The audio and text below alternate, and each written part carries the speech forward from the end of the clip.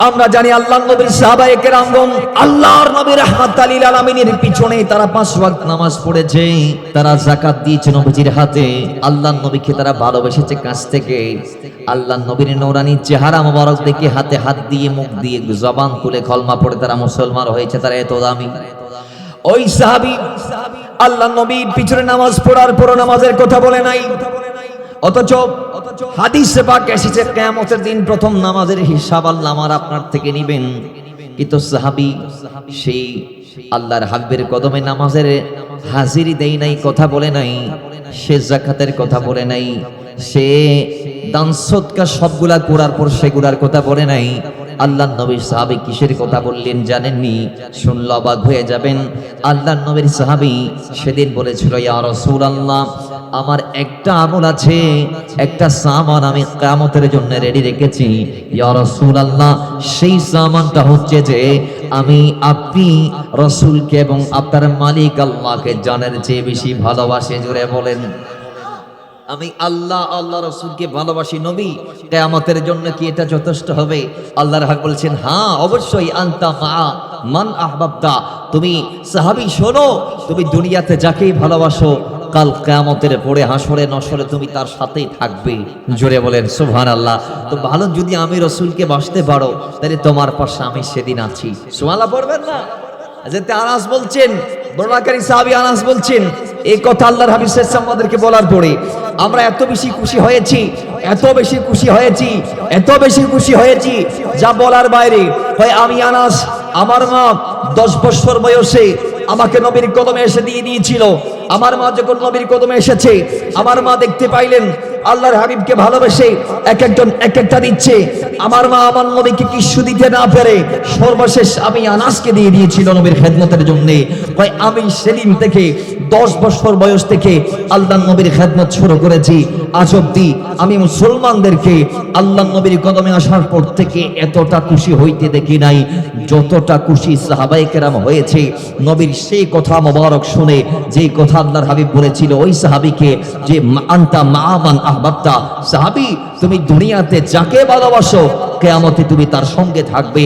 এই কথা শোনার পর সাহাবায়ে কেরাম খুশি হওয়ার পিছনেও কারণ আছে। কারণ ওই সাহাবায়ে কেরামদের অন্তরে মায়ের চেয়ে, বাবার চেয়ে, স্ত্রীর চেয়ে, সন্তানের চেয়ে, ব্যবসার চেয়ে, বাণিজ্যের চেয়ে, স্থাবর অস্থাবর সমস্ত অর্জনের চেয়ে কয় আল্লাহর হাবিবের প্রেম ছিল বেশি।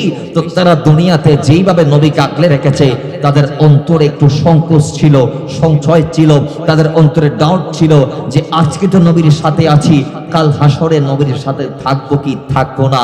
ওই রাসূল যখন বলে দিয়েছে থাকবি, আনতা মা'মান আহবাবতা, আজকে যদি দুনিয়াতে তুমি আমি রাসূলকে তোমার অন্তরে রাখতে পারো, কাল হাসরের মাঠে তোমার সাথে আমি আছি।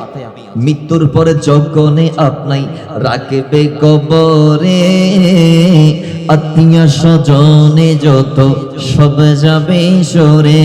কথা ঠিক কিনা? আরে মৃত্যুর পরে যখনে আপনাই রাখবে কবরে, বন্ধু বান্ধবী যত সব যাবে সরে। আরে মদিনাওয়ালা তাশরীফ আনবেন সবারই কবরে, ঠিক কিনা?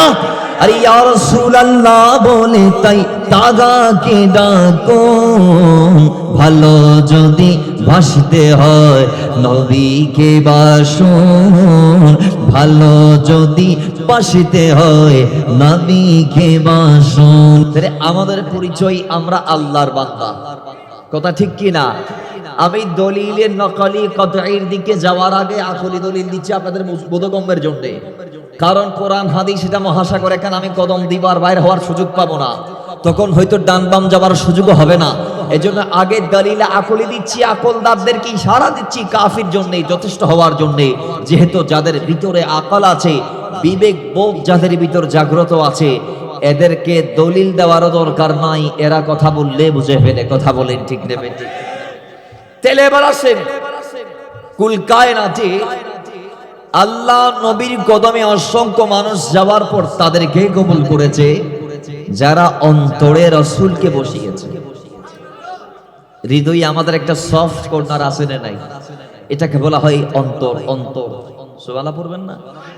সেই অন্তরে যারা রসুলকে স্থান দিয়েছে, আল্লাহ রসুলের কদমে তাদেরকে কবুল করেছে। ঠিক কিনা একটু বলতে হবে, একটু আওয়াজ জোরে, ঠিক কিনা? আচ্ছা, আবু জাহাল তো সবাই চিনি আমরা, আপনারা বলেন আবু জাইল্লা, কি বলেন? আবু, এক সময় ছিল আবুল হাকাম, সেখান থেকে হয়েছে আবু জাহাল। আসেন, একটা সময় ছিল জ্ঞানীদের বাবা, এটা রাসূলুল্লাহর বিরুদ্ধে গিয়ে হয়ে গেল আবু জাহাল তথা মূর্খদের বাবা। ঠিক কিনা বলেন? বাবার আমার সেই আবু জাহাল রাসূলুল্লাহর কদমে গেল, আমার নবীর নূরানী চেহারা দেখলো। নবীজির নূরানী চেহারা দেখার পরও তার ভিতর হেদায়েতের আলো জ্বলে নাই, অথচ ওই নবীর চেহারার এতটাই পাওয়ার যে ওই নবীর চেহারা দেখে অনেকে কলমা পড়ে মুসলমান হয়েছে। এটা আমার নবীর চেহারার খুসুসিয়ত বা হাইসিয়ত। বাবারা আমার, এরপর আবু জাহাল আল্লাহর নবীকে প্রশ্ন করে, অথচ সে দেখছে আল্লাহর নবীর মতো দুনিয়াতে কোনো দ্বিতীয় আর মানব নাই।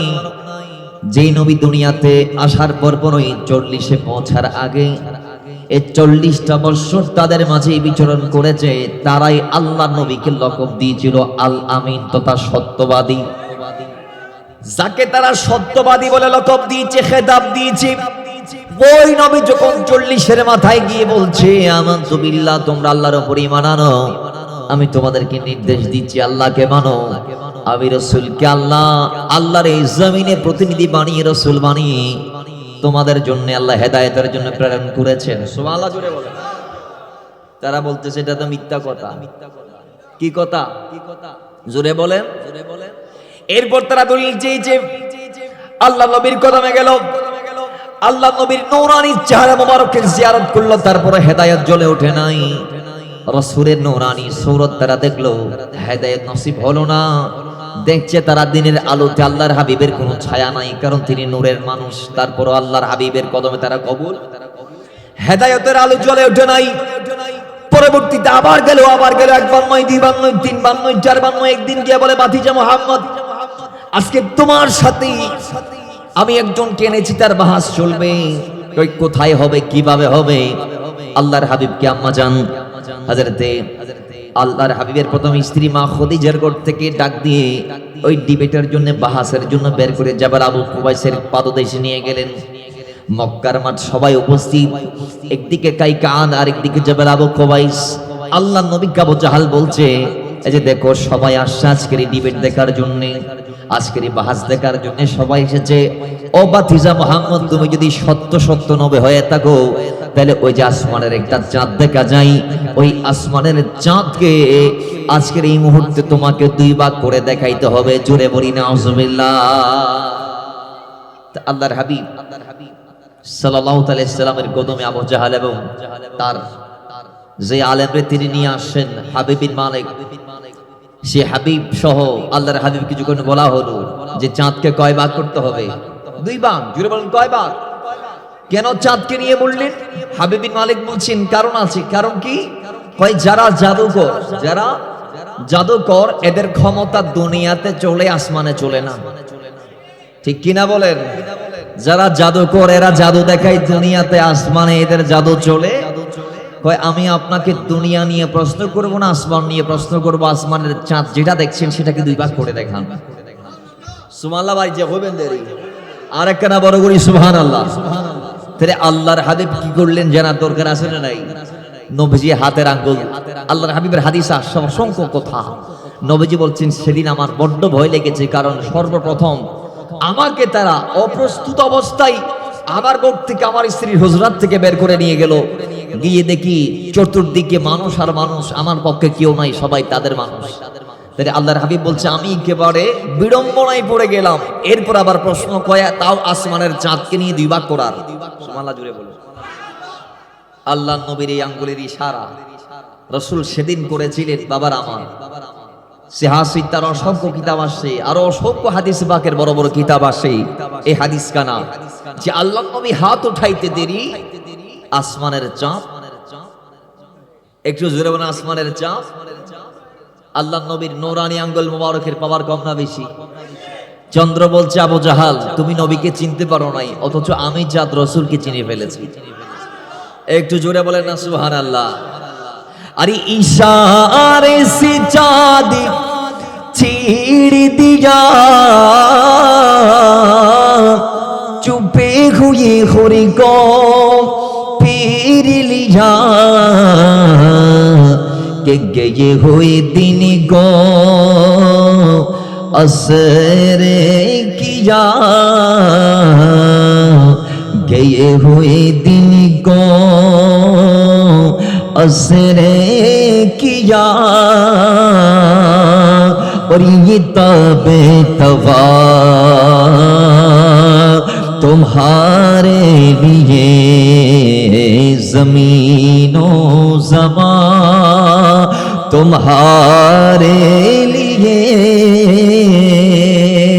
मकीनो मका तुम्हारे लिए चुनीनो चुना तुम्हारे लिए। और बने दो जहां तुम्हारे लिए। अल्लाहुम्मा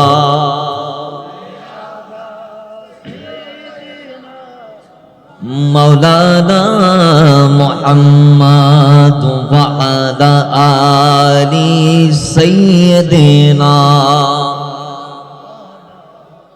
তাহলে রাসূল সাল্লাল্লাহু আলাইহি ওয়াসাল্লাম চাঁদকে দুই ভাগ করলেন, এক ভাগ গিয়ে আবার পড়লো জাবাল আবু কুবাইসে, আরেক ভাগ গিয়ে পড়লো জাবালে কাইকানে। সবাই উপস্থিত যারা ছিল সবাই মোটামুটি কলমা পড়ে মুসলমান হয়ে গিয়েছে। এক আশিক বলছে চাঁদকে দুই টুকরা করে আঙ্গুলের ইশারায় ইহুদি কাফের সবাই মুসলমান হয়ে যায়। সুবহানাল্লাহ, আরো জোরে বলবেন না? সবাই মুসলমান হয়েছে। হাবিব বিন মালিক বলে আরেকটা প্রশ্ন কি? আমার মনে এখন কি চাই সেটা বলতে হবে। সবাই হয়ে গেছে মুসলমান, আমরা দুজন বাকি আছি, একজন আবু জাহাল আর আমি। হুজুর, আবু জাহাল মুসলমান হবে কিনা আমি জানি না, কিন্তু আমি হয়ে যাব। একটা সওয়াল আমার আছে, সেটা কি? সেটা হচ্ছে আমার অন্তরের খবর আপনাকে বলতে হবে। আল্লাহর হাবিব তার অন্তরে কি চাচ্ছে সেটাও বলে দিয়েছে। আল্লাহর হাবিব বললেন যে তোমার একজন কন্যা সন্তান আছে, অসুস্থ। এই মুহূর্তে তুমি তাকে মনে মনে ভাবতেছো। সুবহানাল্লাহ পড়বেন না? এখন সেও কলমা পড়ে মুসলমান হয়ে গিয়েছে, কিন্তু আবু জাহাল, জোরে বলেন আবু জাহাল, আরেকদিন আসি কয় বাতিজ ওই যে একটা গাছ দেখা যায়, ওইটা যদি তোমার কথা শুনে তাইলে আমি কলমা পড়ে মুসলমান হয়ে যাব। আল্লাহর হাবিব বলে তুমি যাও গাছকে বলো আমি রাসূল তাকে ডাক দিয়েছি। আবু জাহাল, এটা বুখারীর হাদিস, গেলেন ডাক দিলেন গাছ তোমাকে রাসূল সাল্লাল্লাহু আলাইহি ওয়াসাল্লাম ডাকছেন। গাছ দুই দিকে দুইটা ঝাঁকানি দিয়ে নবীজির কদমে হাজির হয়ে গেছে। গাছ নবীজির কথা শুনেছে, তারপরও আবু জাহাল কথা শুনে আরেকদিন এসে বলে গুইসাপ যদি কলমা পড়তে পারে আমিও কলমা পড়ে দেবো। রাসূল গুইসাপকে নির্দেশ দিয়েছে, গুইসাপ কলমা পড়েছে, তারপর আবু জাহাল কলমা পড়ে। আরেকদিন এসে বলে বাতিজা এরকম মুষ্টি মারি, কয় এর ভিতর কি আছে কও তুমি। আর ভিতর কিছু গুড়াফ আছে না নাই? আর ভাই চল নাই, এতে আসরের পরে খেলাধুলা খায় না নখায়, সদায় এর ভিতরে খাওয়া হটিয়ে। আবু জাহালের প্রশ্ন ছিল ছোট বাচ্চাদের মতো, আমার নবীর কদমে গিয়েছে, আমার নবীকে মনে করছে তার মতো। তো সে বলতেছে ভাতিজা বাইশটা বলো হাতের ভিতর কি আছে, যদি বলতে পারো আমি তোমার কলমা পড়ে মুসলমান হব। তখন আল্লাহর হাবিব সাল্লাল্লাহু আলাইহি ওয়াসাল্লাম বলছেন, কে চাচা এই হাতের ভিতরে কি, এটা কি আমি বলবো নাকি হাতের ভিতরে জিনিসগুলা বলবো? আমি কে এটা? সুবহানাল্লাহর আওয়াজ জোরে বলিও মারো বাড়তি সুবহানাল্লাহ। তখন আবু জাহাল বলছে বাতিজা এগুলা তো নিষ্প্রাণ, এগুলার জবান নাই, এগুলা বেজবান, এগুলার প্রাণ নাই, এগুলা তো কথা বলতে পারে না। তখন আল্লাহর হাবিব বলছেন আমি নির্দেশ দিলে বেজবানের বুলি ফুটে যায়, নিষ্প্রাণের প্রাণের সঞ্চার হয়ে যায়। সুবহানাল্লাহ, আর একটু জুড়ে বলবেন না? এটার প্রমাণ আমরা একটা দুটা হাদিস নয়, কয় হাজার হাদিস থাকবে আমাদের কাছে আসেন। আল্লাহ নবী পাথরের উপর কদম দিয়েছেন, পাথর নরম হয়ে একেবারে বিগলিত হয়ে গিয়েছেন। এখনো মক্কা মদিনার শত শত পাথরে মোস্তাফার কদমের নূরানি পদচিহ্ন, কদম মোবারকের ছাপ আছে না নাই? আওয়াজ আসছে না? জোরে আছে না নাই? আল্লাহর হাবিব যখন পাথরের ওপর কদম দিতেন পাথর একেবারে নিজেকে গলিয়ে দিত। আল্লাহর হাবিব, হাদিসে পাক আসছে, আল্লাহর হাবিব রাস্তা দিয়ে হাঁটলে গাছপালা ঝুঁকে ঝুঁকে আল্লাহর হাবিবকে সালাম দিত। পাথর আল্লাহর হাবিবের জন্য নরম হয়ে যেত। ইবিন কি আল্লাহর হাবিব সাল্লাল্লাহু আলাইহি ওয়াসাল্লাম তিনি যখন উহুদের পাহাড়ে উঠতেন তখন উহুদের পাহাড় নাচানাচি করত আল্লাহর হাবিবের আগমনের আনন্দ প্রকাশ করার জন্য। সুবহানাল্লাহ, আরেকটু জোরে। তো নবীজি বলছেন, আমি যদি নিষ্প্রাণকে একেবারে নির্দেশ দিলে সে আমার কথা শুনতে বাধ্য। চাচা আপনি বলুন, আপনি কি তার মুখ দিয়ে শুনতে চান আমি কে? এটা বলো, ঠিক আছে বলতে বলো। বাবারা আমার, আল্লাহর নবী রাহমাতাল লিল আলামিন সেদিন বলেছে, এই আবু জাহালের হাতের ভিতর লুকিয়ে রাখানো মুষ্টিবদ্ধ পাথর হাতের ভিতর থেকে আওয়াজ দিয়ে দাও, আমি কে সম্পর্কে তুমি বলে দাও। আল্লাহর কসম, তখন দেখা গিয়েছে আবু জাহালের হাতের ভিতরের পাথরগুলো নবীজির উপর কলমা পড়ে দিয়েছে। হাতের ভিতরের পাথর, এরপরও আবু জাহাল কলমা পড়ে নাই। কথা ঠিক কি না? তাহলে উনি এমন একটা ব্যক্তি যে একবার নয় বারংবার আসছে, একবার নয় শত শতবার আসছে, একবার নয় একের অধিকবার আসছে, প্রশ্ন করেছে, নবী উত্তর দিয়েছে, সে নবুয়তের দলিল খুঁজেছে, আবার নবী তাকে দলিল দিয়েছে, সে মানে নাই। পক্ষান্তরে সিদ্দিক আকবর একবার এসে বলছে, ইয়া রাসূলুল্লাহ, আপনার মতো অদ্বিতীয় মহামানব আমি আল্লাহর এই জমিনে আর দেখি নাই। জোরে বলেন। তাহলে একজনের পক্ষে নবীকে মানা সম্ভব হয়েছে, আরেকজনের পক্ষে নবীর কদমে হাজারবার গিয়ে প্রশ্ন করে উত্তর পেয়েও নবীকে মানা সম্ভব হয় নাই। কেন? আপনি দুইটা কারণকে যখন এক জায়গায় করবেন আপনি উত্তর পাবেন। আরে সিদ্দিক আকবরের অন্তরে মুস্তাফার প্রেম ছিল বিদায় নবীর অনুসরণ করা তার পক্ষে সম্ভব হয়েছে, আর আবু জাহালের অন্তরে নবীর প্রেম না থাকার কারণে সে সারা জীবন নবীর কদমে গিয়েও নবীকে চিনতে পারে না। কথা ঠিক কি না? আওয়াজ দিয়ে বলি ঠিক কি না? এই জন্য নবীকে মানার জন্য আগে প্রেম লাগবে। প্রেম প্রেম আপনি যদি আমাকে দেখতেই না পারেন তাহলে আমার চলনই বেকার। আপনি আমাকে মানবেন না, মানবেন কখন? যখন আপনি আপনার অন্তরে আমাকে জায়গা দিবেন। কথা ঠিক কি না? তখন আপনি যখন আমাকে জায়গা দিয়ে ফেলবেন, আমি কাঁটা মারলে আপনার ফুলের মতো লাগবে। সুবহানাল্লাহ, জোরে বলবেন না? তাহলে এটার নামে হচ্ছে মহাব্বত, এটার নামে ইশক, এটার নাম ভালোবাসা। আরে প্রেম হচ্ছে ওই মহাসাগরের নাম যেই সাগরের শেষ নাই। আপনি সিদ্দিক আকবরের দিকে তাকান না, আপনি দেখবেন পুরো জিন্দেগি নবীর প্রেমে এমন ভাবে উজাড় করে দিয়েছে যে প্রেমের কোনো শেষ আল্লাহর এই জমিনে কেউ দেখতে পারে নাই। কেমন করে নবীকে ভালোবেসেছে, ওই এমন করে নবীকে সে ভালোবাসতে পেরেছে একেবারে দুনিয়াতে আগমনের পর থেকে দুনিয়ার গোটা জিন্দেগির 63 বছরের হায়াত সহকারে গোটা তার এই আল্লাহর এই জমিনের যতটা কদম তিনি দিয়েছেন সব কদম সহ তার গোটা জিন্দেগির প্রত্যেকটা আমাল তিনি মুস্তাফার প্রেমেই করেছে। জোরে বলেন সুবহান। নবীর প্রেমে দিতে দিতে সব দিয়েছে, তারপর নবীকে ছাড়ে নাই। সুবহানাল্লাহ করবেন না? কেমন নবীকে ভালোবাসতে হবে? আপনাকে মওলা ওমর থেকে টিকা নিতে হবে। নবীজির বিরুদ্ধে একজন তাও নামদারি মুনাফিক, যিনি মুসলমানের লেবাস পড়েছে আর কি, সেই এবং একজন ইহুদি, দুইজনের মাঝে ঝগড়া হয়েছে একটা বিষয় নিয়ে। এখন মুসলমান যিনি মুনাফিক তিনি বলছেন, আমি কাব বিন আশরাফকে বিচারক হিসেবে মানি, আর ইহুদি বলছে, আমি কাব বিন আশরাফ সে যদিও আমার ধর্মের, সে যদি ইহুদি ধর্মের, আমি তারা মানি না, কারণ সে হক বিচার করতে পারে না। তো তুমি কারে মানো? আমি তোমাদের নবী মুহাম্মদ সাল্লাল্লাহু আলাইহি ওয়াসাল্লামকে মানি। এখন নবীজির কদমে গেলেন, নবীজি ইহুদির পক্ষে রায় দিলেন। সুবহানাল্লাহ বলবেন না?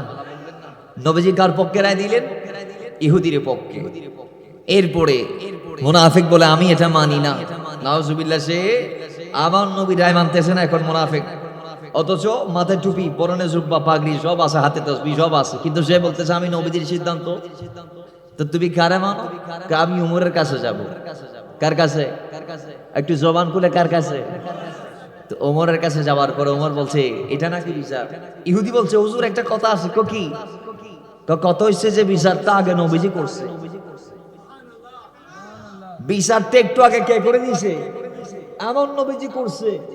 তুই তারপরও কেন আমার কাছে আগমন? কয় এইতে মানে নাই, মুনাফিকিতে মানে না। ঠিক আছে, যিনি নবীর রায় না মান, আমি তার রায় আমি দেব। নবীজির সিদ্ধান্ত যে মানে না, তার সিদ্ধান্ত আমি। আস্তে করে হুজরার ভিতর ঢুকলেন, তরবারিটা হাতে দিলেন, বের হয়ে এক কূপে দুভাগ করে ফেললেন। সুবহানাল্লাহ জুড়ে বলেন। এখন মুনাফিকরা সাদ্দিকে কুচ্ছার ওঠায়, কয় ইমানদারকে মারি ফেলছে মৌলা ওমর। ওমর একজন ইমানদারকে শিরচ্ছেদ করেছে। তখন আল্লাহ কোরআনের আয়াত দিয়ে আমাদেরকে জানিয়েছেন, ওমর কোন ইমানদারের শিরচ্ছেদ করে নাই। ওমর যার শিরচ্ছেদ করেছে সে আসলেই শিরচ্ছেদ যোগ্য, সে মুনাফিক, তার ঠিকানা জাহান্নাম। সে নবীর সিদ্ধান্ত না মানার কারণে মাওলা ওমর তার যোগ্য বিচার করে দিয়েছে। জোরে বলেন সুবহানাল্লাহ। প্রত্যেকটা সাহাবীর আপনি জীবনীতে পাবেন নবীর প্রেম আর প্রেম। ওসমান গনি নবীজির প্রেমে সব উজালা করেছেন, উজাড় করেছেন। মাওলা আলী সব দিয়ে ফেলেছে নবীর জন্য, ইভেন কি দিতে দিতে নিজের দুই সন্তানকেও দিয়ে দিয়েছে। আস্তানে কারিমের প্রতিটা ফোঁটা রক্তের বিনিময়ে আমরা জান্নাত লাভ করব। বিশ্বাস আছে না নাই? তাহলে দিতে দিতে নিজের দুই সন্তানকেও, তা নবীর প্রেম তাদের অন্তরে কম না বেশি? তো তারা দিয়ে শেষ হয়েছেন নাকি অমর হয়েছেন? নবীকে ভালোবেসে তাদের লস হয়েছে না লাভ হয়েছে? কেমন লাভ হয়েছে? কয় আফদালুন নাস বাদাল আম্বিয়া। সিদ্দিক আকবর এই লকব অর্জন করেছে একমাত্র মুস্তাফাকে ভালোবেসে। এবং তিনি আমার নবীর এতটা দেওয়ানা ছিল যে তার জানের চেয়েও তার অন্তরে নবীর প্রেমটা বেশি ছিল, যেটার প্রমাণ সে যুগে যুগে কালে কালে দিনে দিনে ক্ষণে ক্ষণে সেকেন্ডে সেকেন্ডে দিয়েছে। তন্মধ্যে শ্রেষ্ঠ প্রমাণ হচ্ছে গারে সোরের গুহার ভিতরে সে সাপের কামড়ে গিয়েও মুস্তাফার ঘুম ভাঙে নাই, সাপ কামড় মেরে দিয়েছে। এগুলা দলিলা আকলি সব। যদি কোরআন হাদিসের, কিন্তু আপনি বোঝার জন্য আমি আপনাকে বলছি, কোরআন হাদিস আরো 5 মিনিট পরে আসবে। সিরিয়াল ভাই আসেন। সিদ্দিক আকবর গুহার ভিতর আগে নামলেন, গুহা পরিষ্কার করলেন, নিজের চাদর ছিঁড়ে ছিদ্রগুলা বন্ধ করলেন। কয়েকটা ছিদ্র বাকি ছিল, কিছুতে পা কিছুতে হাত দিলেন। আল্লাহর হাবিবকে নামতে বললেন, নবীজি নামলেন, সিদ্দিক আকবরের কোলে মাথা রেখে আল্লাহর হাবিব ঘুমে চলে গেলেন। এবার আসেন, সেই সময় সিদ্দিক আকবর আজ করতে পারছেন যে যে ছিদ্রর মধ্যে তিনি তার পা দিয়েছেন সেখানে কিছু একটা জিনিস নড়াচড়া করছে। তিনি আজ করার পরও পা উঠাই নাই। তিনি জানে সেখানে বিষাক্ত কিছু থাকতে পারে, এরপরও পা দিয়ে সেটাকে তিনি বন্ধ করে দিয়েছেন যাতে মুস্তাফার ঘুমের ব্যাঘাত না হয়। সর্বশেষ সেই গুহার ভিতরে গর্তের ভিতর বন্দী সাপ সিদ্দিক আকবরের পায়ে দংশন করলেন, কামড় বসাইলেন। সিদ্দিক আকবর কামড় খাওয়ার পরে তার চোখের জ্যোতি আস্তে আস্তে ঝিম ঝিম করছে, হাত পা অচল হয়ে যাচ্ছে। আস্তে আস্তে বডির চতুর্থ একেবারে চারপাশে সমস্ত অর্গানে বিষগুলা ছড়িয়ে পড়ছে। আস্তে আস্তে তার দেহ অকেজো হয়ে যাচ্ছে, প্যারালাইজড হয়ে যাচ্ছে, অচল হয়ে যাচ্ছে। আজ করতে পারছেন, বিষ চারদিকে ছড়িয়ে পড়ছে। ওয়াল্লাহি এরপরও সাইয়েদনা সিদ্দিক আকবর একটা সেকেন্ডের জন্য নড়াচড়া করে নাই। তিনি বলছেন যে ইয়া রাসূলুল্লাহ, আপনার খেদমত করতে করতে জীবন চলে গেলেও এই নবীর কদমে জীবন দিয়েই আমি অমরত্ব লাভ করব। জোরে বলেন সুবহানাল্লাহ। নবীজির কদমে জীবন দিলে অমরত্ব পাওয়া যায় কি যায় না? শাহাদত, এটাকে বলা হয় অমরত্ব। আল্লাহ বলে, আমি বললে এটা গ্রান্টেড হবে না, আল্লাহ বললে গ্রান্টেড হবে। আল্লাহ বলছেন ওয়ালা তাকুলু লিমান ইয়াকতালু ফি সাবিলিল্লাহি আমওয়াত বাল আহয়া। যারা আল্লাহ আল্লাহর হাবিবের জন্য জীবন দেয় তারা মুর্দা নয়, তারা জিন্দা। বাল আহয়া কথা আমার না আল্লাহর। আল্লাহ বলে ওয়ালা তাহসাবান্নাল্লাযীনা কুতিলু ফি সাবিলিল্লাহি আমওয়াতুন বাল আহয়াউ ইনদা রাব্বিহিম ইরযাকুন। হয় যারা আল্লাহর হাবিবের কদমে গিয়ে জীবন কুরবান করতে পারে যে তারা শুধু জিন্দা নয়, তারা কবরে আল্লাহর পক্ষ থেকে রিজিক খায়। আপনি জিন্দা অবস্থায় খান, তারা জীবন দিয়ে কবরে রিজিক খাচ্ছে। শুধু কি তারা আল্লাহর পথে শহীদ হয়েছে। তাই সিদ্দিক আকবর বলছে আজকে রসুলের জন্য আমি জীবনটা কোরবান করব, নবীর তারপর ঘুমের ঘাটতি আমি ঘটাবো না। যদি জীবনটা আজকে আকার কদমে দিতে পারি তাহলে আমি সিদ্দিক আকবর মরেও অমরত্ব লাভ করব। সুবহানাল্লাহ, আর একটু জোরে বলেন। বাবার আমার পরিশেষে গিয়ে নিজের অজান্তে চোখের একটা ফোঁটা আল্লাহর হাবিবের নূরানি চেহারার মধ্যে পড়ে গেল। আল্লাহর হাবিব নূরানি শেরে পাক তার কুল মোবারক থেকে ওঠানোর পর জিজ্ঞেস করে, আবু বকর তুমি কি কষ্ট পেয়েছো নাকি? আমি রাসূল কি তোমাকে কষ্ট দিয়েছি নাকি? ও সিদ্দিক আকবর, আমার কারণে তোমার কষ্ট হচ্ছিল নাকি? চোখের পানি আসার কারণ কি? আল্লাহর নবীর গোলাম সিদ্দিক আকবর বলে, ইয়া রাসূলুল্লাহ, ও মদিনাওয়ালা, আপনি নূরানি শেরে পাক আমার গোদামের উপরে, আমার কোলের উপরে রেখেছেন, এটা আমার সৌভাগ্য ইয়া রাসূলুল্লাহ। মদিনাওয়ালা তারপর বলে, তেরে কাঁদার কারণ কি আমি জানতে চাই? সিদ্দিক আকবর বলে, ইয়া রাসূলুল্লাহ, রাসূল কাঁদার কারণ অন্যটা, ওই এই অবস্থা, সাপ আমাকে কামড় দিয়েছে। জোরে বলেন। তাহলে নবীজির নূরানি লালা মোবারক লাগালেন, বিষ কি আর আছে? আর একটু জোরে বলে আছে। এক নোয়াখাইলা আশিক লিখেছে, আরে আবু বকর সিদ্দিকের হাফে কামড়াইছে, আঙ্গো নবীর মুখের তুই বালা হয়ে গেছে। সেই যুগে কি সেকালে কি ডাক্তার ওজাহে গিনছিল নি? বিজ্ঞানীদের বিজ্ঞানী অঙ্গ নবীজি। কথা ঠিক কি না? সেই যুগে কি ডাক্তার ওজাগুলা ছিল? সিদ্দিক আকবরের বিষ ছাড়াইলো আমার নবী, তাও নূরানি লালা মোবারক দিয়ে। তাহলে সেই সিদ্দিক আকবর জীবন বাজি রেখেছে, মোস্তাফার প্রেম রক্ষা করেছে। ঠিক কি না বলেন? এবার আসেন, তারা নবীকে এমন করে কেন ভালোবেসেছে? আর একটু ব্যাখ্যা। কই আল্লাহর হাবিবের সাহাবায়ে কেরাম নবীকে কেমন ভালোবেসেছে? কই আল্লাহ কোরআনে যেমন করে নবীকে ভালোবাসতে বলেছে, প্রত্যেকটা সাহাবী আল্লাহর নবীকে তেমন করে ভালোবেসেছে। এবার আসেন কোরআনে কেমন করে আল্লাহ ভালোবাসতে বলেছে। বাবার আমার, রব্বুল আলামিন সূরা তওবার 24 নম্বর আয়াতের মধ্যে বলে, কুল ইয়া রাসূলুল্লাহ, আপ ফরমা দিদি, আপনি বলে দিন, ইন কানা আবাউকুম, আল্লাহ রাসূলকে ভালোবাসতে হবে তোমাদের জানের, তোমাদের মায়ের চেয়ে বেশি, তোমাদের বাবার চেয়ে বেশি, আবাউকুম তোমাদের পিতামাতার চেয়ে বেশি। আল্লাহর পরে বলে, ওয়া আবনাকুম, তোমাদের সন্তান সন্ততি যাদেরকে জীবনের চেয়ে বেশি ভালোবাসো, যেই সন্তানদেরকে তোমরা বলো আমার কলিজা, আমার আদরের দুলাল, আমার নয়নের জ্যোতি, আমার কোলকে ওজালা গাড়ি, আমার এই কলিজার টুকরা সন্তান, যেই সন্তানদেরকে তোমরা নিজের জানের চেয়ে বেশি ভালোবাসো, আল্লাহর কোরআন ডাক দিয়ে বলে, ওয়া আবনাকুম, সেই সন্তানদের চেয়ে বেশি, ওয়া ইখওয়ানুকুম, যেই ভাইদেরকে আমরা আমাদের জানের চেয়ে বেশি ভালোবাসি, যে ভাইয়ের জন্য আমরা আমাদের জীবনটাকে কোরবান করে দেই, কয় আল্লাহর হাবিবকে ভালোবাসতে হবে সেই ভাইদের চেয়ে বেশি। ওয়া আজওয়াজুকুম, কয় যেই স্ত্রীদের জন্য অনেক স্বামী আছে নিজের দুইটা কিডনির একটা কিডনি স্ত্রীদেরকে দিয়ে দিচ্ছে, দুইটা ভালভের একটা ভালভ স্ত্রীদেরকে দিয়ে দিচ্ছে, নিজের বডির অর্গান স্ত্রীর জন্য দান করে যাচ্ছে, নিজের স্ত্রীর চোখ হারিয়ে ফেলেছে, স্বামী একটা চোখ দিয়ে দিচ্ছে স্ত্রীকে।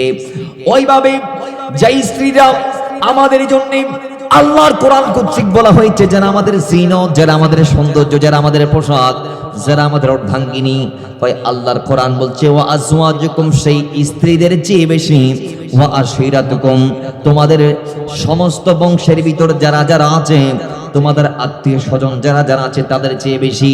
এরপর আল্লাহ পাক ডাক দিয়ে বলে, দুনিয়ার মানুষ, ওয়া আমওয়ালুন ইকতারাফতুমুহা, তোমাদের অর্জিত ধন সম্পদের চেয়ে বেশি, ওয়া তিজারাতুন তাখশাউনা কাসাদাহা, তোমাদের ব্যবসা বাণিজ্যের চেয়ে বেশি, ওয়া মাসাকিনু তারদাউনাহা, তোমাদের ওই পছন্দের গাড়ি বাড়ি বাসস্থান, যে বাসস্থানদের তোমরা অত্যন্ত চমৎকার করে সাজাইলা, পরিপাটি করলাম, দামি দামি ফার্নিচার গুলা যে ঘরের মধ্যে আসবাবপত্র রূপে রাখলা, ওইগুলার চেয়ে বেশি, আহাব্বা ইলাইকুম মিনাল্লাহি ওয়া রাসূলিহি, আল্লাহ বলে এই সবগুলার চেয়ে বেশি আল্লাহ এবং আল্লাহ রাসূলকে বেশি ভালোবাসতে হবে। জোরে বলেন সুবহানাল্লাহ।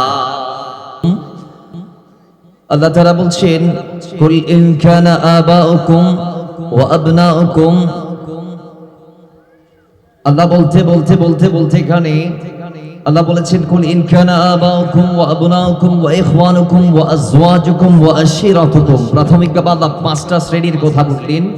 প্রথমত আব্বা আম্মার শ্রেণী, দ্বিতীয়ত হচ্ছে আমরা যাদেরকে দুনিয়াতে এনে দিয়েছি আমাদের সন্তানদের শ্রেণী, তৃতীয়ত হচ্ছে আমাদের ভাই, চতুর্থত হচ্ছে আমাদের স্ত্রী, পঞ্চম আল্লাহ বললেন আশিরাত, অর্থাৎ আমাদের পুরো বংশের কথা। একটু কথা বলতে হবে, ঠিক কি না? তাহলে আমাদের অবস্থান, আমাদের বসবাস এদের ভিতরে, এর বাইরে আল্লাহ দুনিয়াতে ব্যক্তির বাইরে যা আছে, যেগুলো আমাদের ব্যক্তির মতো প্রিয় বা ব্যক্তির চেয়ে প্রিয়, সেই ধরনের তিনটা জিনিসের কথা বললেন। এই তিনটা জিনিসে সব আছে, সুবহানাল্লাহ জুড়ে বলেন। এর আগে যে পাঁচটা বললেন সেখানে সব আছে, আর এরপরে আল্লাহ যে তিনটা বললেন সেখানে সব আছে। সেই তিনটা পরের তিনটা, সেগুলা কি? আল্লাহ পাক বলছেন বান্দা তোমার সেই সম্পদ তুমি যেগুলা অত্যন্ত কষ্টের মাধ্যমে অর্জন করেছো, তোমার সেই কষ্টার্জিত ধন সম্পদ। এরপর আল্লাহ বলেন ব্যবসা বাণিজ্য যেগুলাতে আমরা লাভ লসের আশঙ্কা করি সেগুলার কথা আল্লাহ। এরপর সর্বশেষ বললেন তোমার সেই ঘর যেটাকে তুমি একেবারে পছন্দ করে সাজাইলা, একেবারে নিজের মতো করে সুশোভিত করলা। এই তিনটা জিনিস, প্রথমটা সম্পদ, দ্বিতীয়টা ব্যবসা, তৃতীয়টা ঘর। আপনি দেখেন পুরো পৃথিবীতে আপনার এই তিন প্রকারের ভিতর সমস্ত প্রিয় জিনিসই আছে, সুবহানাল্লাহ জুড়ে বলেন। এই জন্যে আল্লাহ এই তিনটার ভিতরে সীমাবদ্ধ রেখেছেন। যদি এখানে একটা শব্দ আল্লাহ পাকের সংযোজনের দরকার হলে আল্লাহ করতেন, কিন্তু আল্লাহ কেন করেন নাই? আল্লাহ পাকের ইলমের মধ্যে যারা আছে, এই তিনটা শব্দ যেগুলো আল্লাহ বলছেন আমওয়াল, দুনিয়ার সব সম্পদ সেই আমওয়ালের ভিতর চলে আসছে। আল্লাহ এখানে বললেন তিজারাতের কথা, ব্যবসার কথা। দুনিয়ার সমস্ত ব্যবসা চলে আসছে কিনা? এর ব্যবসা করার জন্য যা দরকার সেটা সম্পদ, সেটার কথা আল্লাহ বলে দিয়েছেন। তাইলে এখানে সবগুলো আছে না নাই? সর্বশেষ অনেকে বলে কয় আমার কোটি টাকা দিলে ঘুম হয় না, কোটি টাকা দিয়ে 5 স্টার হোটেলে আমি রুম নিলেও আমার ঘুম হয় না। কেন? আমার কাছে আমার কুড়ে ঘরটা দামি। কি ঘর? কুড়ে ঘর। আমার কাছে আমার কুড়ে ঘরটা দামি। আমি আমার কুড়ে ঘরের মধ্যে নিশ্চিন্তে আরামে আনন্দে সানন্দে ঘুমাইতে পারি। বাকি দুনিয়ার 5 স্টার হোটেলেও আমি ঘুমাইতে দিলে আমি ঘুম আমার হবে না।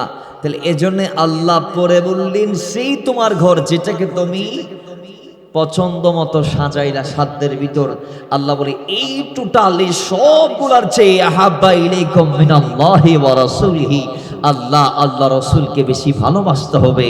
এটার নাম ইমানদারি, এটার নাম মুসলমানিত্ব, এটার নাম ওয়াফাদারি। একটু জোরে বলেন না সুবহানাল্লাহ। তাহলে এবার ফাইসালা আপনারা দেন, আল্লাহর হাবিবকে ভালোবাসার দরকার আছে না নাই? তো আওয়াজ জুড়ে দেন, আছে না নাই? বলুন এবার আমরা আল্লাহর হাবিবকে মহাব্বত করে জান্নাত চাই কি চাই না? একটু আওয়াজ জুড়ে চাই কি চাই না? এবার আসেন, আল্লাহ তো বলেছেন ভালোটা বাসার জন্য। এখন সাহাবায়ে কেরাম কি ভালোবেসেছেন নাকি বাসেন নাই? একটু জানতে মন চাই কি চাই না? আসেন হিজরতের দিকে যাই। আল্লাহর হাবিব মক্কার মধ্যে 10টা বছর গোপন ইসলামের দাওয়াত দিলেন। আল্লাহর হাবিব মক্কার মধ্যে গোপনে এবং ওপেনে মিলাই 13 বছর টোটাল, 13 মধ্যে 10 আর 3 মিলাই আল্লাহর হাবিব টোটাল 13 বছর প্রকাশ্যে কাফেরদেরকে কালমার দাওয়াত দিলেন। দাওয়াতটা দেওয়ার পরে 13 বছরের মাথায় গিয়ে তারা দারুন নাদওয়াতে মিটিং করে আল্লাহর হাবিবকে নস্বাত করার জন্যে, আল্লাহর হাবিবকে চিরতরে শেষ করার জন্যে সবাই গেল। এক একজন এক একটা পরামর্শ দিল। শয়তান এসে প্রত্যেকের পরামর্শকে নস্বাত করে দিল। শয়তান বলে এগুলো হবে না, তো কি হবে? ওই মুহাম্মদ সাল্লাল্লাহু আলাইহি ওয়াসাল্লামকে মারতে হবে। ওই বনি ইসরাইলরা তাদের নবীদেরকে যেইভাবে জবাই করেছে সেইভাবে। জোরে বলি নাউজুবিল্লাহ। মানে ফেস টু ফেস, একেবারে মুভ টু মুভ, একেবারে সামনাসামনি গিয়ে চারদিক থেকে ঘেরাও করে। তার জন্য আরবের প্রত্যেকটা গোত্র থেকে তোমরা প্রতিনিধি নাও এবং প্রত্যেককেই আপন আপন ঘোড়ার উপর সওয়ার করি কুশবদ্ধ তরবারি দিয়ে তাদেরকে পাঠিয়ে দাও। মুহাম্মদের ঘোরের চারপাশটা ঘেরাও করে তারা রাখুক। রাতের বেলা মুহাম্মদ বের হবে, সেই সুযোগে তারা কাজটা শেষ করবে। নাউজুবিল্লাহি মিন যালিক। এই পাইতারা চক্রান্ত করে তারা আল্লাহর হাবিবের ঘর ঘেরাও করলেন। 40 জন মতান্তর 100 জনকে পাঠাইলেন। বিরাট পুরস্কার ঘোষণা করলেন। তারা গিয়ে রাতের বেলা দাঁড়িয়ে আছে। আল্লাহ বলে হাবিব আলাম তাকুন আরদুল্লাহি ওয়াসিআতান ফাতুহাজিরু ফিহা, ইয়া রাসূলুল্লাহ আমি কি মক্কা নাকি বানাইছি দুনিয়াতে, দুটো বিশাল বিস্তীর্ণ জমি আমি বানিয়েছি, এই মক্কার মধ্যে আর টাকার দরকার নাই, আপনার যেদিক মন চাই আপনি হিজরত করতে পারেন, আমি আল্লাহ আপনাকে হিজরতের নির্দেশ দিয়ে দিলাম। জোরে বলেন সুবহানাল্লাহ। আল্লাহর হাবিব সেদিন রাতে মক্কা ছেড়েছে মদিনা ভিমুখী যাত্রা করার লক্ষ্যে। সুবহানাল্লাহ পড়বেন না? এর আগে আল্লাহর হাবিবকে আল্লাহ বারংবার স্বপ্নে দেখিয়েছেন, মরদ্দান দেখাচ্ছেন, সেখানে খেজুরের বাগান দেখাচ্ছেন, পরিশেষে আল্লাহ মদিনা স্পষ্ট করে দিয়েছেন। হাদিসে পাকে স্বপ্নের অনেক কথা আসছে আল্লাহর হাবিবের হিজরতের স্থানের। তো যাই হোক, আল্লাহর হাবিব হিজরত করলেন, ঠিক কি না? আল্লাহর হাবিব হিজরত করলেন। সাহাবায়ে কেরাম কি করলো?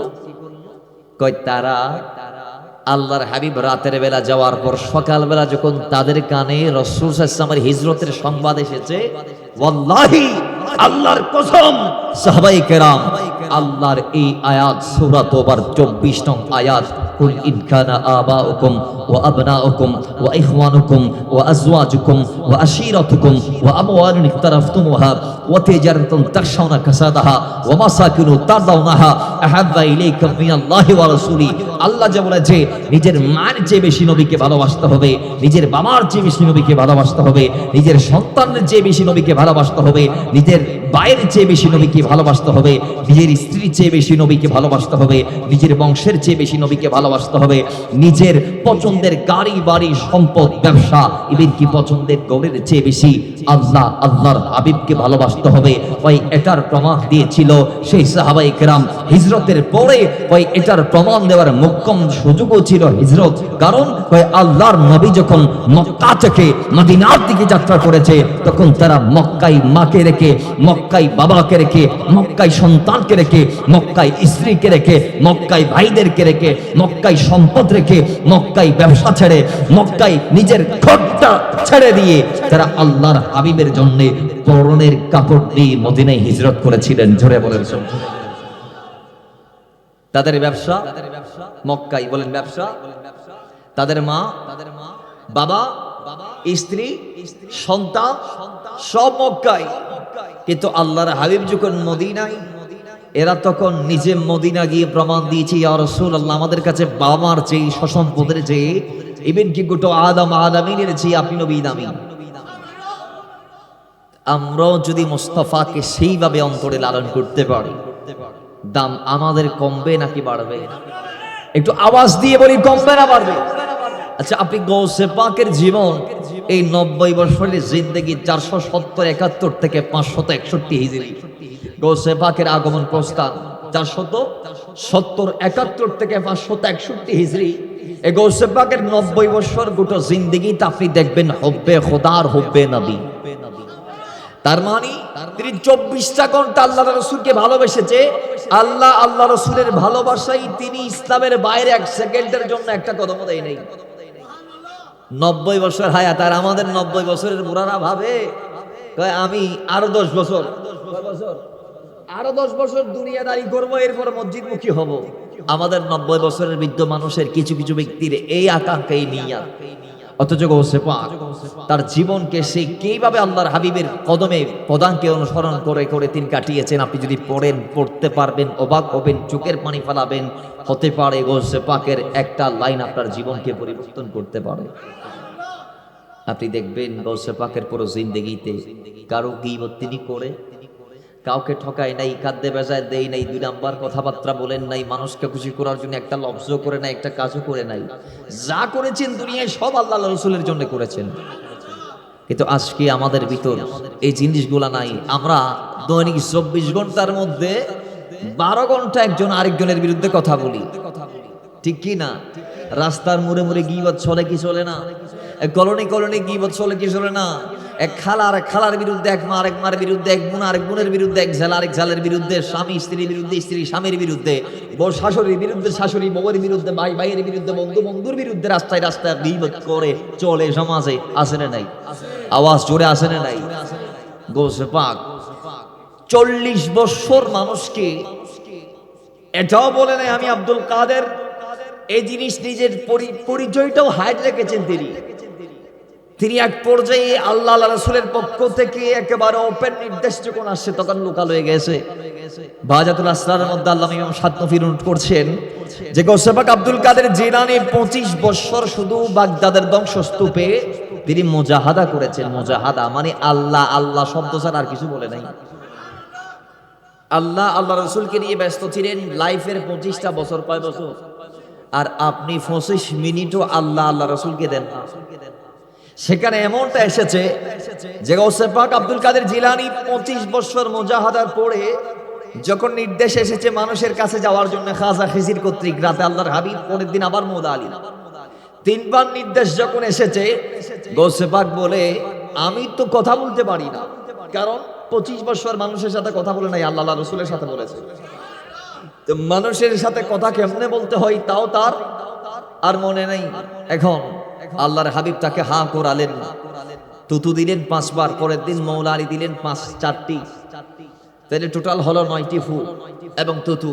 এবার আসেন এই সব কিছুর পরে গৌসে পাক যখন কথা বলা শুরু করেছে তখন গৌসে পাকের সেই কথা প্রত্যেকটা ব্যক্তি যারা নিচে বসে শুনেছিলেন প্রত্যেকটা ব্যক্তির জীবন পরিবর্তন করেছিলেন। গৌসে পাকের এক একটা শব্দ, এক একটা বাণী, এক একটা কথা জুড়ে বলে গৌসে পাকের এক একটি সব কাজ কুটি মানুষকে পরিবর্তন করছে। কিন্তু অনেকে না চিনে না জেনে ওই খবরের ভিতর তো তাই ডলা মারে দেয়। আব্দুল কাদের জিলানী বেন আরা নমানি, অথচ আজ 2 পৃষ্ঠ ন পরে গৌসে পাকের জীবনী আখ হইন দুঃখ ফাতইলে পড়ো আগে গৌসে পাকের চিনি বেল্লাই ফাতাইবে ফরি পালানো লাগে না ফুজুয়ার আর সামনে যাওয়ার দরকার নাই। আমি নির্ভয়ে অবয়ে বলতে পারি যে আপনি আমার গৌসে আজমকে নিয়ে একটা লাইনও যদি পড়েন, এক লাইনে আপনি ফিদা হয়ে যাবেন। সুবহানাল্লাহ, একটু জোরে বলা যাবে না? তাহলে তিনি এত বড় মাকামাত হাসিল করেছেন রাসূলকে বাদ দিয়ে নাকি অন্তরে লালন করে? জোরে বলেন, ভালোবেসে নাকি ভালো না বেসে? তা আমরাও সেই মদিনাওয়ালাকে ভালোবাসতে চাই কি চাই না? আওয়াজ দিয়ে বলি চাই কি চাই না? বাবারা আমার কেন চাইবেন একটু হাদিস থেকে শুনে নেন। ইমাম বুখারী শরীফের প্রথম খণ্ডের 14 নং হাদিসের মধ্যে কোট করেছেন। ইমাম মুসলিম শরীফের প্রথম খণ্ডের 77 নং হাদিসের মধ্যে কোট করেছেন। হাদিসের রাবী হযরত আনাস তিনি বলেন আল্লাহর নবীর জবান থেকে আমি বলতে শুনেছি আল্লাহর নবী বলেছেন লা ইউমিনু আহাদুকুম হাত্তা কুনা হাব্বা ইলাইহি বিওয়ালিদিহি ওয়া ওয়ালাদিহি ওয়ান নাসি আজমাইন। দুনিয়ার এই জমিনে তুমি ততক্ষণ মোকাম্মল ঈমানদার হতে পারবে না, তোমার ঈমানের পরিপূর্ণতা ততক্ষণ পাবে না যতক্ষণ তুমি বান্দা হিসেবে আল্লাহর এই জমিন আমি মদিনাওয়ালাকে সবার চেয়ে বেশি ভালোবাসবে না। জুড়ে বলেন। এখানে আল্লাহ নবী সৃষ্টি জগতের কথা বলেছেন, স্রষ্টার কথা বলে নাই। কারণ আসাদ্দু হুব্বান লিল্লাহ, সবচেয়ে বেশি ভালোবাসা আল্লাহর জন্য। আর আল্লাহর ভালোবাসা জাহির করার জন্য নবীর ভালোবাসা। আল্লাহর হাবিব বলছেন আল্লাহকে তোমরা কোথায় পাবা? কাদ জাআকুম বুরহানুম মির রাব্বিকুম। যেখানে আল্লাহর হাবিব আল্লাহর দলিল হয়ে দুনিয়াতে কদম দিয়ে ফেলেছে, এখন বান্দা যখন রাসূলের কদমে যাবে, আতিউর রাসূলা ফাকাদ আতা আল্লাহ, তখন বান্দা নবীর কদমে গিয়ে নবীর পদাঙ্ক অনুসরণ করলেই আল্লাহর ইতাআত হয়ে যাবে, আল্লাহর অনুসরণ হয়ে যাবে। জোরে বলেন সুবহানাল্লাহ। অসংখ্য হাদিসে এসেছে নবীকে ভালোবাসা মানে আল্লাহকে ভালোবাসা। নবীর সাথে প্রেম করা মানে আল্লাহর সাথে প্রেম করা, নবীর ইতাআত করা মানে আল্লাহর ইতাআত করা, নবীর গুণগান করা মানে আল্লাহর গুণগান করা, নবীর কদমের পদাঙ্কের অনুসরণ করা মানে আল্লাহর অনুসরণ করা। একটু জোরে বলবেন না সুবহানাল্লাহ? তো আল্লাহ বলছেন আসাদ্দু হুব্বান লিল্লাহ, খালিক হিসেবে আমাকে সবচেয়ে বেশি, আর মাখলুকের ভিতরে আমার বন্ধুকে সবচেয়ে বেশি। এই ভালো যদি তুমি বাসতে পারো তুমি ঈমানদার। আল্লাহর নবী তোমার ঈমানদারিত্বের সার্টিফিকেট দিচ্ছে। আর রাসূলকে যদি তুমি ভালোবাসতে না পারো, তুমি যদি আল্লাহর নবীর বেলায় সংকীর্ণতা অবলম্বন করো, নবী বলে আলা লা ঈমানা লিমান লা মুহাব্বাতা লা, আলা লা ঈমানা লিমান লা মুহাব্বাতা লা, আলা লা ঈমানা লিমান লা মুহাব্বাতা লা। তোমার অন্তরে আমি রাসূলের প্রেম নাই মানে ঈমান নাই, আমি নবীর প্রেম আছে মানে ঈমান আছে। মুসলিম শরীফের হাদিস আসছে, মিশকাতুল মাসাবির মধ্যে আসছে, মাওলা ওমর আল্লাহর হাবিব একদিন আল্লাহর হাবিবের কদমে মাওলা ওমর নিজে বলছে ইয়া রাসূলুল্লাহ, আমার নবীর হাত ধরে যে নবী রে, আমার জানের চেয়ে আপনি আমার কাছে সবচেয়ে বেশি প্রিয়, কিন্তু আমার জান ব্যতীত। আল্লাহর হাবিব বলি ঈমানটা এখনো মুকাম্মাল হয় নাই। সঙ্গে সঙ্গে মাওলা ওমর নিজের দাবি থেকে সরে তিনি বুঝতে পেরে তিনি আবার সহিটা বলে দিলেন ইয়া রাসূলুল্লাহ, আমার কাছে আমার জীবনের চেয়ে আপনি নবীর মহব্বত বেশি। আল্লাহু আকবার। ইয়া রাসূলুল্লাহ, গৌসিয়া দস্তগীর জিন্দাবাদ। তাহলে কি বুঝলাম? এবার আমরা বুঝতে পেরেছি মাওলানা ওমর যেটা আমাদের কাছে জানিয়েছেন সেটা হচ্ছে আল্লাহর নবীকে সব গুণার ঊর্ধ্বে রাখার নামই হচ্ছে ঈমানদারিত্ব। আল্লাহর নবীকে সবচেয়ে বেশি ভালোবাসার নামই হচ্ছে মুসলমানিত্ব। আপনি যদি মুসলমান দাবি করেন, ঈমানদার দাবি করেন, তাহলে আপনাকে মুস্তাফাকে সবার ঊর্ধ্বে রাখতে হবে সৃষ্টি জগতে, ঠিক কি না বলেন? এবার আসেন আরেকটা হাদিস, যে হাদিসটা আমাদেরকে আরেকটু স্পষ্ট করে দিবে। যে হাদিস কানা এসেছে বুখারীতে এবং মুসলিম শরীফে এবং মিশকাতুল মাসাবির 426 নং পৃষ্ঠায়। এই হাদিসের রাবী হযরত আনাস, তিনি বলছেন যে আল্লাহর হাবিব সাল্লাল্লাহু আলাইহি ওয়াসাল্লামের কদমে একজন সাহাবী গেলেন, গিয়ে তিনি জানতে চাইলেন, ইয়া রাসূলুল্লাহ, কিয়ামত কখন হবে? নবী আমি জানতে চাই। সুবহানাল্লাহ, জোরে বলেন। সাহাবায়ে কেরাম নবীজির কদমে প্রায় সবাই গিয়েছেন, প্রশ্ন করেছেন, নবীজি উত্তর দিয়েছেন। এই সাহাবীও একটা প্রশ্ন নিয়ে নবীর কদমে যাইতে পারে কি পারে না? তো গিয়েছেন, করেছেন। আল্লাহ নবী উত্তর কিভাবে দিচ্ছেন? কয় কিয়ামত সম্পর্কে জানতে চাও? যদিও হাদিসে ওনাকে আল্লাহর হাবিব ভিন্নভাবে জবাব দিয়েছেন, সেটা আমি বলবো না, আমি এর পরেরটা বলবো। আল্লাহর হাবিব তাকে কঠোর হস্তে একটা কথা বললেন যে তোমার ধ্বংস হোক, তুমি কিয়ামতের জন্য কি সামান রেডি করেছো? বলো, কিয়ামত সম্পর্কে জানতে চাও, কি আছে তোমার? আমরা জানি আল্লাহর নবীর সাহাবায়ে কেরামগণ আল্লাহর নবী রাহমাতুল লিল আলামিনের পিছনে তারা 5 ওয়াক্ত নামাজ পড়েছে, তারা যাকাত দিয়েছে নবীজির হাতে, আল্লাহর নবীকে তারা ভালোবেসেছে কাছ থেকে। আল্লাহর নবীর নূরানী চেহারা মোবারক দেখে হাতে হাত দিয়ে মুখ দিয়ে জবান খুলে কলমা পড়ে তারা মুসলমান হয়েছে। তারা এত দামি। ওই সাহাবী আল্লাহর নবীর পিছনে নামাজ পড়ার পর নামাজের কথা বলে নাই, অথচ হাদিসে পাক এসেছে কিয়ামতের দিন প্রথম নামাজের হিসাব আল্লাহ আমার আপনার থেকে নেবেন। কিন্তু সাহাবী সেই আল্লাহর হাবিবের কদমে নামাজের হাজিরি দেই নাই, কথা বলে নাই, সে যাকাতের কথা বলে নাই, সে দান সদকা সবগুলা করার পর সেগুলার কথা বলে নাই। আল্লাহর নবীর সাহাবী কিসের কথা বললেন জানেননি? শুনলে অবাক হয়ে যাবেন। আল্লাহর নবীর সাহাবী সেদিন বলেছিল, ইয়া রাসূলুল্লাহ, আমার একটা আমল আছে, একটা সামান আমি কিয়ামতের জন্য রেডি রেখেছি। ইয়া রাসূলুল্লাহ, সেই সামানটা হচ্ছে যে আমি আপনি রাসূলকে এবং আপনার মালিক আল্লাহকে জানের চেয়ে বেশি ভালোবাসি। জোরে বলেন, আমি আল্লাহ আল্লাহ রাসূলকে ভালোবাসি। নবী, কিয়ামতের জন্য কি এটা যথেষ্ট হবে? আল্লাহর হাবিব বলছেন, হ্যাঁ অবশ্যই। আনতা মা মান আহবাবতা, তুমি সাহাবী শোনো, তুমি দুনিয়াতে যাকেই ভালোবাসো কাল কিয়ামতের পরে হাসরে নসরে তুমি তার সাথেই থাকবে। জোরে বলেন সুবহানাল্লাহ। তো ভালো, যদি আমি রাসূলকে বাসতে পারো তাহলে তোমার পাশে আমি সেদিন আছি। সুবহানাল্লাহ পড়বেন না?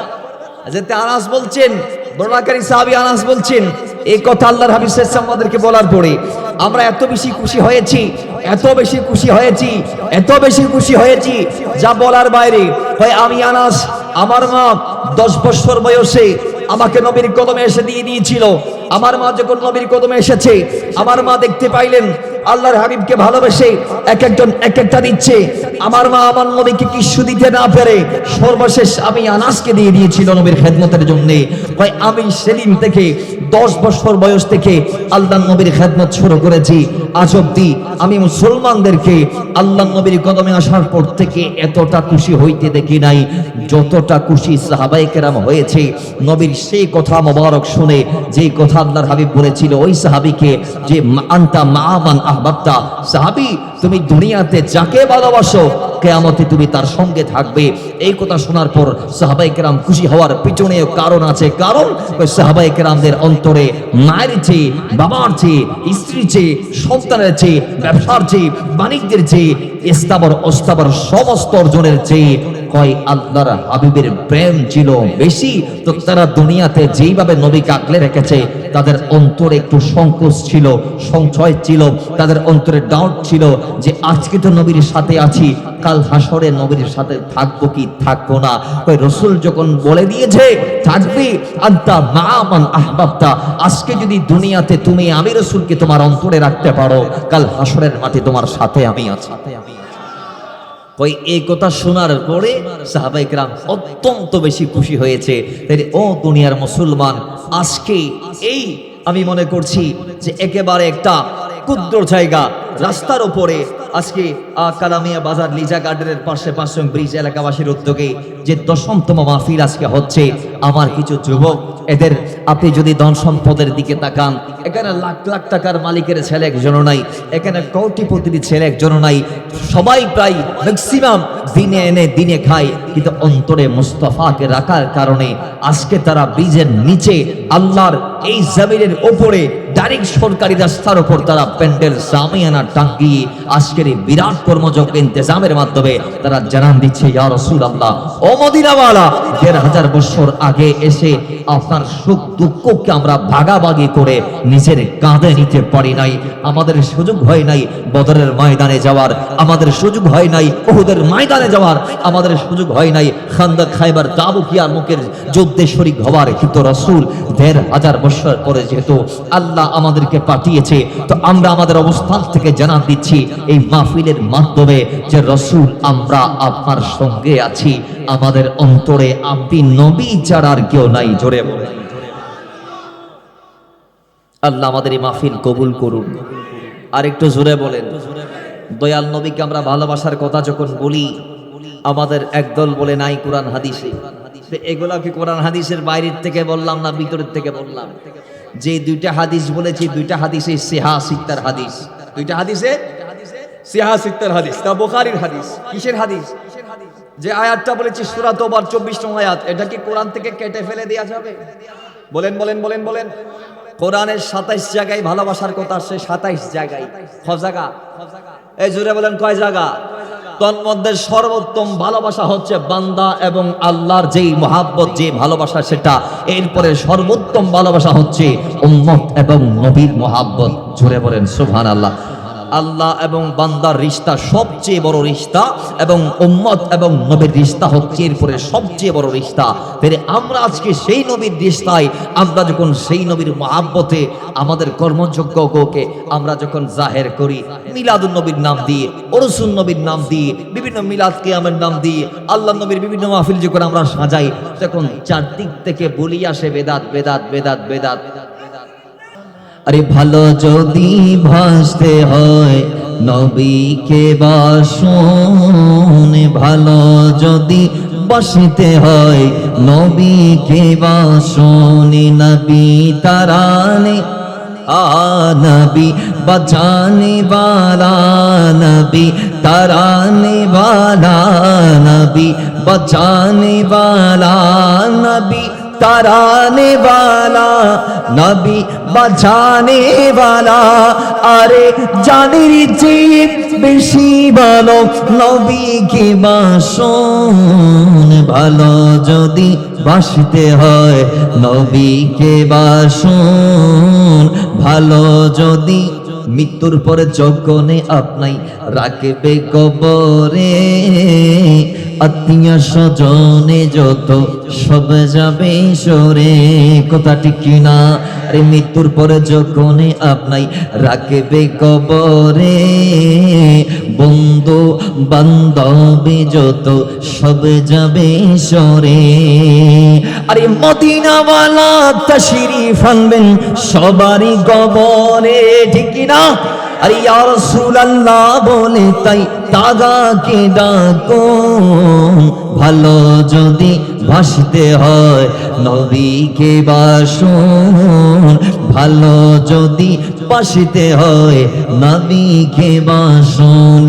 নবী हाँ नबी बचाने वाला, नबी तराने वाला, नबी बचाने वाला, नबी तराने वाला, नबी बचाने वाला, नबी तराने वाला, नबी बचाने वाला।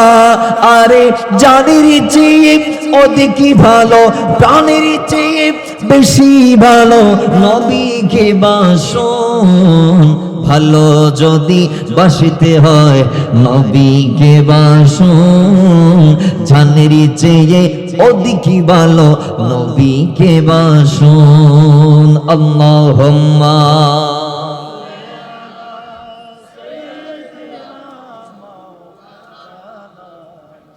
وعلى آل سيدنا আরে সাকারাতের বিছানাতে কি যে যন্ত্রণা, সাত সাগরের পানি দিল তৃষ্ণা মিটবে না। কথা বলতে হবে ঠিক কিনা?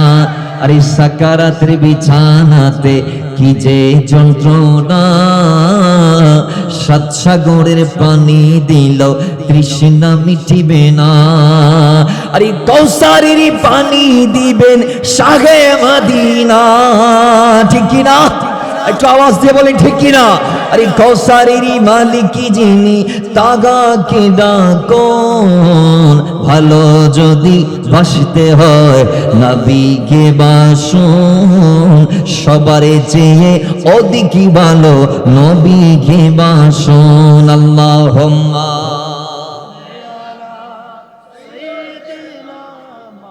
মাওলানা মুহাম্মদ ওয়া আলা আলি সাইয়্যিদিনা। বাবারা আমার, তারা বলে আল্লাহর নবীকে ভালোবাসার দরকার নাই। আর ইমাম বুখারী পৃথিবীর শ্রেষ্ঠ হাদিস বিশারদ, বুখারী শরীফের মধ্যে স্বতন্ত্র একটা বাব লিখেছেন, আল্লাহর নবীকে ভালোবাসা বাবু হুব্বুর রাসূলি সাল্লাল্লাহু তাআলা আলাইহি ওয়াসাল্লাম মিনাল ঈমান। তিনি স্বতন্ত্র একটা অধ্যায় রচনা করেছে এই শিরোনামে যে আল্লাহর নবীকে ভালোবাসার নামই হচ্ছে ঈমান। জুড়ে বলেন। তাহলে তারা কি ইমাম বুখারীর চেয়ে বেশি বুঝে? জুড়ে বলেন। ইমাম বুখারী যদি বলতে পারে যে বাবু হুব্বুর রাসূলি, বাবু হুব্বুর রাসূলি সাল্লাল্লাহু তাআলা আলাইহি ওয়াসাল্লাম মিনাল ঈমান, যে আল্লাহর নবীকে ভালোবাসার নাম, আল্লাহর নবীকে অনুসরণ করার নামই হচ্ছে ঈমান। জোরে বলেন। আর তারা বলে ভালোবাসার কথা কোরআন হাদিসের কোথাও নাই। কোথায় কোথায় আছে? ইমাম মুসলিম, ইমাম বুখারীর পড়ে তিনি কি বলছেন? তিনি তার সহিহ মুসলিমের মধ্যে বাব এনেছে, বাবু ওজুবি মুহাব্বতি রাসূলিল্লাহি সাল্লাল্লাহু তাআলা আলাইহি ওয়াসাল্লাম আকতারা মিনাল আহলি ওয়াল ওয়ালাদি ওয়াল ওয়ালিদি ওয়ান নাসি আজমাইন ওয়া ইতলাকি আদামিল ঈমানি আলা মান লাম ইউহিব্বুহু হাদিহিল মুহাব্বা।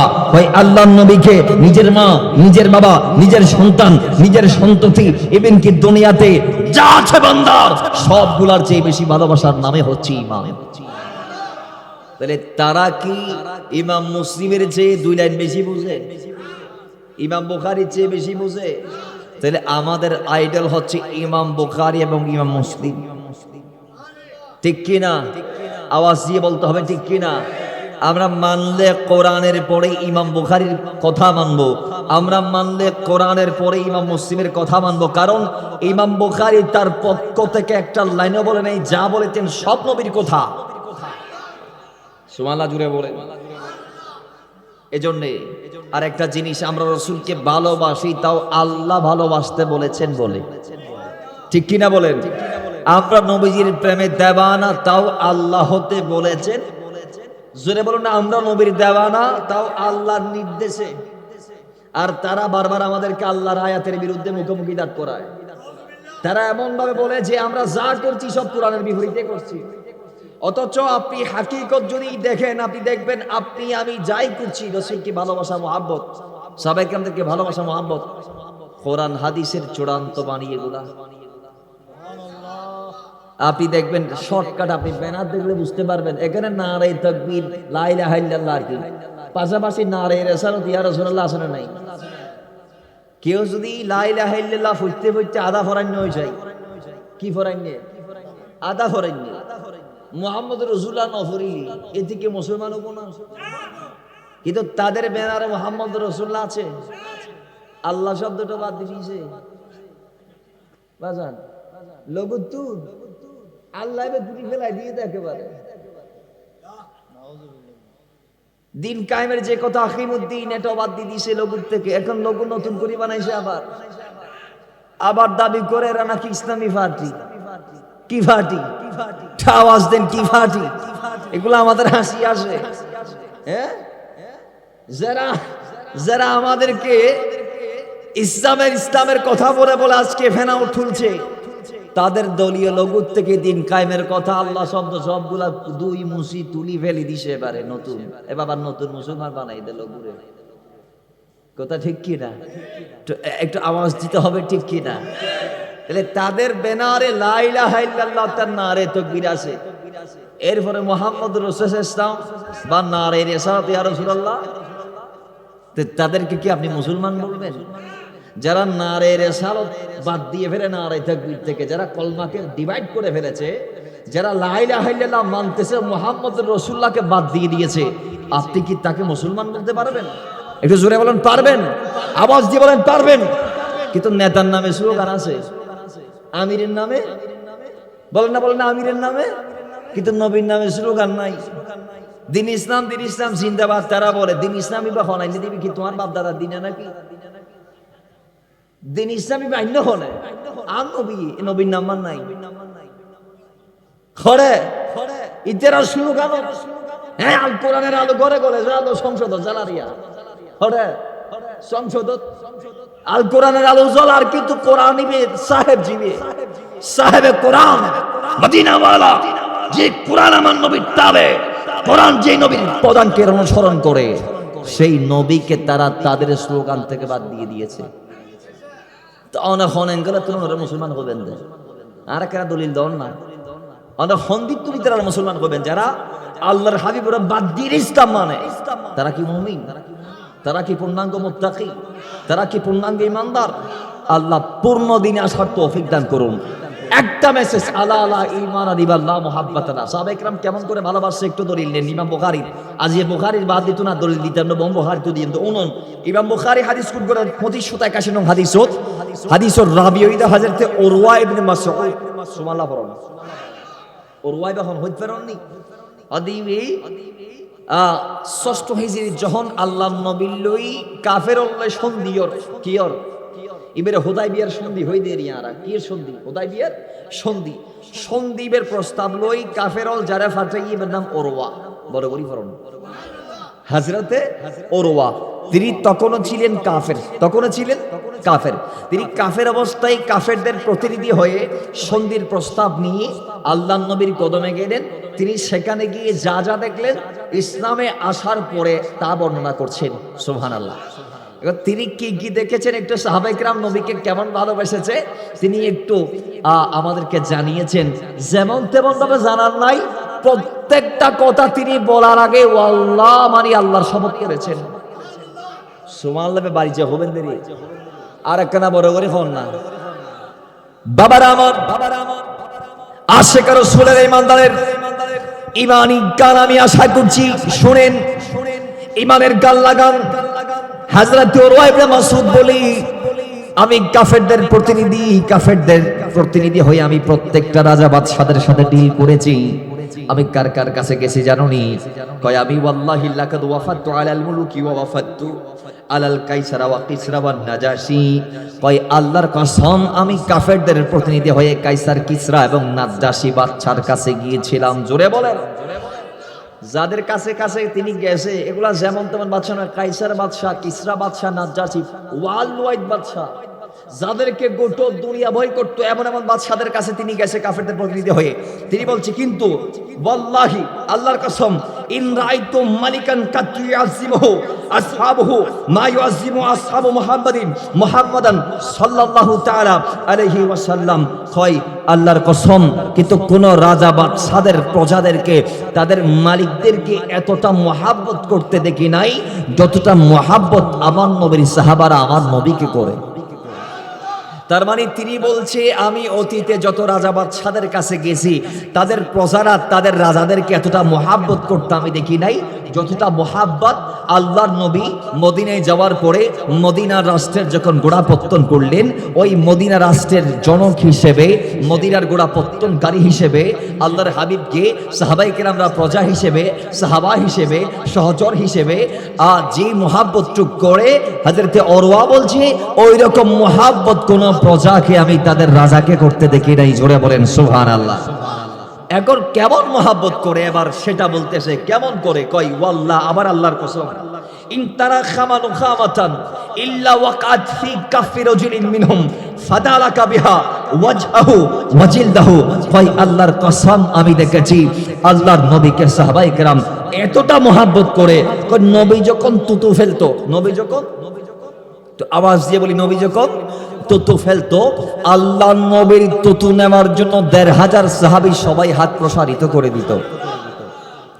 ভালো আমরাও বাসি, আমাদের মাকে, বাবাকে, স্ত্রীকে, সন্তানকে, পুত্রকে, বন্ধুকে, এমন ঘটনা ঘটছে, স্ত্রী জামাইয়ের পাশে তুতু নিক্ষেপ করছে, এই জন্য জামাই বউ মারপিট বাঁচি গেছে। খোদা তুই আর বই, তুই আর টাকা দিত। বন্ধু এক বন্ধু আরেক বন্ধুর পাশে তুতু নিক্ষেপ করছে, হাতে না, গায়ে না, পাশে। খোদা তুই গুঁড়ো দুনিয়া না বাস, তুই আর এন্ডিলে ঘৃণা করস, তুই আর পাশে তুতু মার দিস বলে আসে না নাই। যা যা ইয়ে আজ ইয়ে তো তোর লাল লইতো ন, তোর গা তুই আর ভাই, তোর ভাইসা তুই বা আর ভাইসা আর ভাই, এরকম বলে সংস্রব সম্পর্ক শেষ করে দিয়েছেন। কিন্তু না, আল্লাহর হাবিব সাল্লাল্লাহু তাআলা আলাইহি সাল্লাম তাকে সাহাবায়ে কেরামরা এমন মহব্বত করেছে। হযরতে উরওয়া ইবনে মাসউদ বলছে, ওয়াল্লাহি ইন তারাখামা নুখামাতান, আল্লাহর নবী যখন তুতু বরফ ফেলতো, ইল্লা ওয়াকাত ফি কাফফি রাজুলিন মিনহুম, সাহাবায়ে কেরাম হাত প্রসারিত করে দিত সেই নবীজির তুতু নেওয়ার জন্য, এবং সেগুলা পাইলে তারা কি করত, ফাদা আলাকা বিহা ওয়াজহাহু ওয়াজিলদাহু, নবীজির তুতু তারা পাওয়ার পরই সেই তুতু তারা চেহারায় এবং শরীরে মাসাজ করেছে, মালিশ করেছে। জোরে বলে হন্ডিল্লে ভালোবাসে দে নবীর তুতু মুবারক শরীরে মাইকি। বাবার আমার এর পরে তিনি বলছেন, আবার ওয়াইদা আমারাহুম, আল্লাহ নবী যখন সাহাবায়ে কেরামদেরকে নির্দেশ দিতেন, তখন আবতাদারু আমারাহু, আল্লাহর নবীর নির্দেশ পাওয়ার পরে ১৫০০ সাহাবীকে আমি দেখেছি আল্লাহর নবী রাহমাতাল লিল আলামিনের নির্দেশ পাওয়া মাত্রই তারা পালন করার জন্য প্রতিযোগিতায় লিপ্ত হতো। জোরে বলেন সুবহানাল্লাহ। যেমন আল্লাহর নবী যদি বলে এটা করো, তোমরা করো, তোমরা এটা করো, ওইটা করার জন্য ওদের হাজারি প্রত্যেকেই আপন আপন জায়গা থেকে সোচ্চার এবং প্রতিযোগিতার মধ্যে লিপ্ত, কে আগে করতে পারে। এখন আপনি বলেন কিভাবে? তারে দলিল নেন, হুদায়বিয়ার প্রান্তরে নামাজের ওয়াক্ত হলো, এটাও সহিহ সিত্তার হাদিস, যে আল্লাহর নবী নূরানি জবানে বলেছেন, সাহাবায়ে কেরাম আল্লাহর নবীর কদমে গিয়েছেন, ইয়া রাসূলুল্লাহ পানি নাই, ওযু করতে করব। আল্লাহর নবী নূরানি জবানে এই কথা বলেছেন যে, আমার সাহাবায়ে কেরাম তোমাদেরকে আমি একটা নির্দেশ দিচ্ছি, পাশে কোথাও পানি আছে কিনা তালাশ করো। জোরে বলেন। তাহলে ওয়াইজা আমারাহুম, রাসূল যখন নির্দেশ দিয়েছি, আবতাদারু আমারাহু, আল্লাহর নবী রাহমাতাল লিল আলামিনের নির্দেশ পাওয়ার পরই ১৫০০ সাহাবী এবার প্রাণপণ চেষ্টা করেছে, এক একজন এক এক রাস্তায় এক এক দিক দিয়ে গেল, পানি তালাশ করলো, পাই নাই। আবার আমার নবীর কদমে হাজির, ডাক দিয়ে বলে, ইয়া রাসূলুল্লাহ পানি তালাশ করলাম কিন্তু পানি পাই না, এখন কি করতাম? আল্লাহর নবী বলে, আর তালাশ করার দরকার নাই, এবার তোমাদের আপন আপন যে মশকগুলা আছে, যেখানে তোমরা পানি পূর্ণ করে এসেছো, সেই মশকগুলাকে তালাশ করো। কোন ব্যক্তির মশকে ২-১ ফোঁটা পানি পাইলেও যথেষ্ট হয়ে যাবে। জোরে বলে।